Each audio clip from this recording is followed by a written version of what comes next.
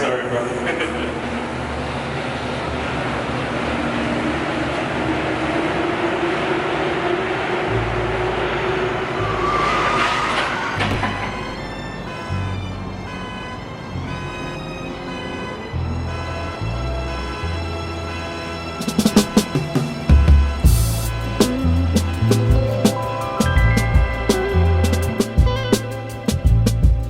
I was talking to my friend the other day about what we thought each of us had a chance of being the best in the world at, and he said something that shocked me. Whatever it is, I'm not the biggest fan of competition.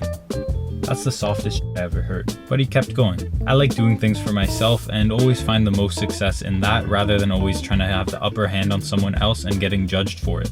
Also, you can bench way more than me.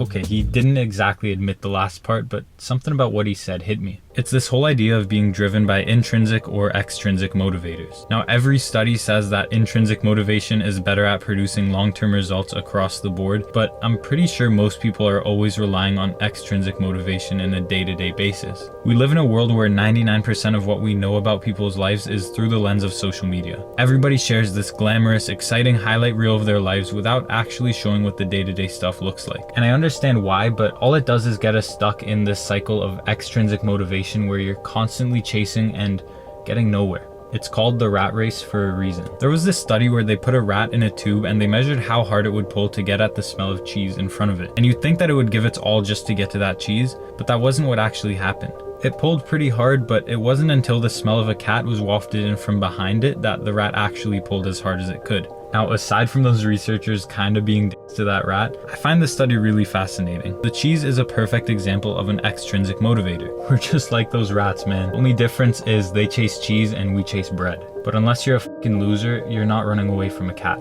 So what is the thing that we're running away from? What's our intrinsic drive? I think it's the same as those rats. Fear. Now, I've always been a pretty confident person, but for some reason, I keep getting into this mental tug of war between liking who I am now and striving to be better in the future. Just look at any of my other videos. But it's only just now starting to make sense to me that all of it comes from a fear of not living up to my potential. What a dumb word. Potential. Now, if you're 20-something like me, you've probably heard that word thrown out there about every young star, whether it's an athlete or a singer or Drake's newest friend, but just think about it for a second. I watched entire athletes' careers pass by with everybody obsessed with potential and forgetting to appreciate what they were at that very moment. And I get it. Watching a guy like Wemby is crazy when you consider that this is probably the worst he'll ever be. But can you just stop for a second and appreciate the 8-foot sharpshooting demigod with a handle that he already is? But it doesn't just stop there. We do it with ourselves every single day. I bet you're doing it right now without even realizing it. Whenever we waste hours of our day in a trance scrolling and going from one video to the next, there's part of us that's self-aware and screaming for it to stop. That's the intrinsic motivation that knows what we could be doing with our lives instead. Our potential, if you will. So what do? We suppress it with more bullshit. Just turn up the constant drip feed of dopamine and extrinsic motivation until our brain shuts up. It's not that extrinsic motivation is an entirely bad thing either. It's just that it's super easy for it to be used against you. What happens when the thing you're chasing is in the hands of somebody who doesn't have your best interest in mind? One of the biggest tricks I've learned about marketing is that instead of selling a product, successful companies try to sell you a feeling. Any company can sell running shoes, but only Nike can sell you the feeling of being an athlete. Lots of companies sell phones and computers, but only Apple can sell the feeling of being a true innovator. Now, I know those feelings might seem like intrinsic motivators, but I don't think that's the case. People only want to feel like athletes and innovators because society glorifies those things. You wouldn't give your money to Nike if they were telling you to just wait until tomorrow. So that's the secret. The only way I know of to get out of the rat race is to just say f the cheese and the cat too.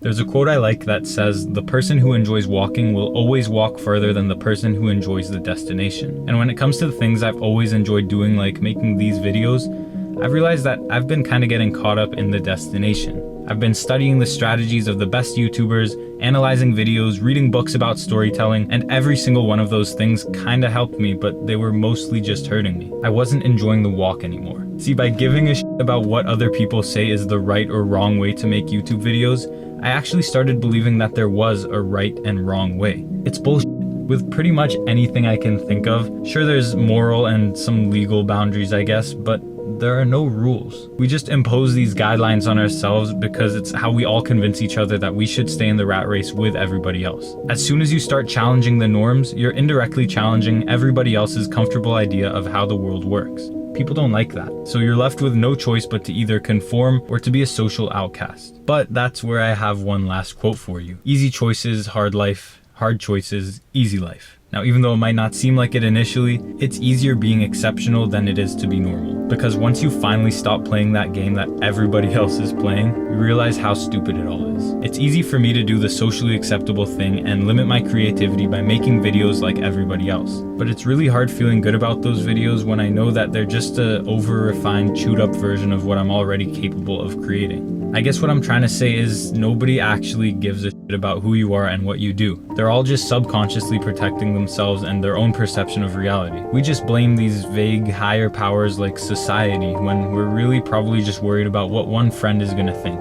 But it's the being weird, doing things in a way that you like and valuing that over anything else, that's exactly what's worth doing.